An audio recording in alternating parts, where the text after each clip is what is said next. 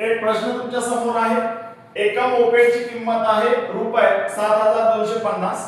त्यानंतर काय सांगितलं, एका स्कूटरची किंमत ही मोपेड पेक्षा 3750 रुपयांनी जास्त आहे। तर काय शोधायचं आपल्याला, एक मोपेड व स्कूटर मिळून एकूण किंमत किती हे आपल्याला या ठिकाणी शोधायचं आहे। प्रश्नामध्ये सुरुवातीला काय दिलं बघा, मोपेडची किंमत दिली। इथे लिहू आपण या ठिकाणी मोपेड। मोपेडची किंमत किती दिली सांगा, 7250 दिली, बरोबर। आता स्कूटरची किंमत डायरेक्ट आपल्याला दिलेली, इनडायरेक्टली दिलेली, मग आपल्याला स्कूटरची किंमत कशी निघेल सांगा। या ठिकाणी लिहिणार आपण स्कूटर।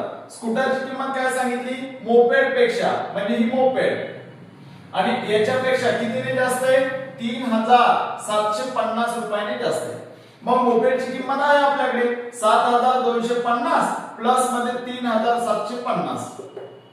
या दोघांची जर आपण प्लस केली तर त्या ठिकाणी होणार 11000, 11000 रुपये। किती हजार रुपये, 11000। कुणाची किंमत झाली, स्कूटरची किंमत झाली। आता काय शोधायचं आपल्याला, आपल्याला शोधायचं आता मोपेड